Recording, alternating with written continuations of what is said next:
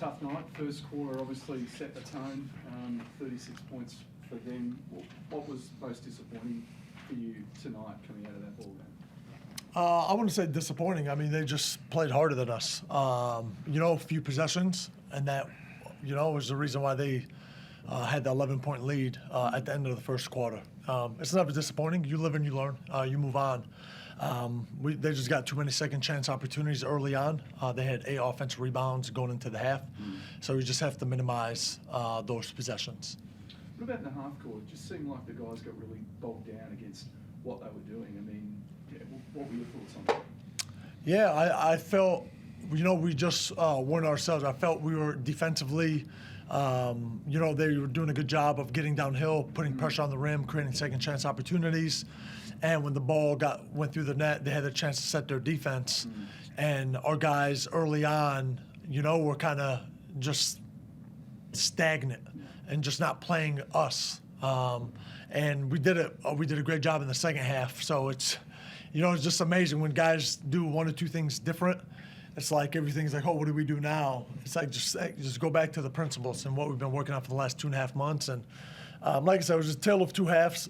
They just made a few more plays than we did, and the game swayed the way that it did.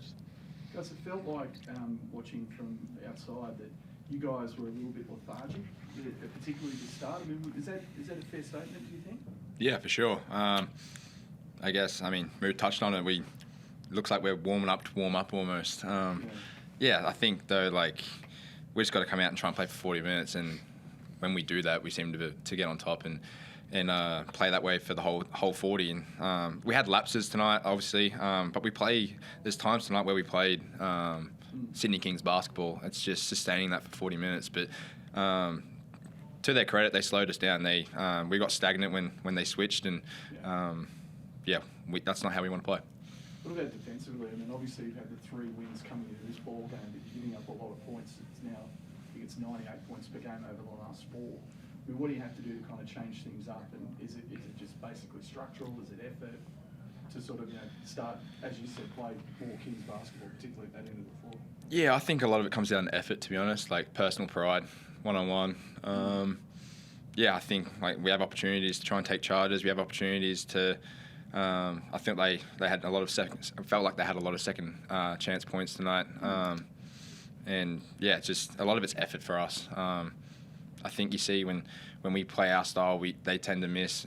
Obviously, we play good defense. We tend to get out and run, and that's how we want to play. But when you're taking the ball out of the net a lot through lack of effort on the defensive end, it's hard to get our offense flowing.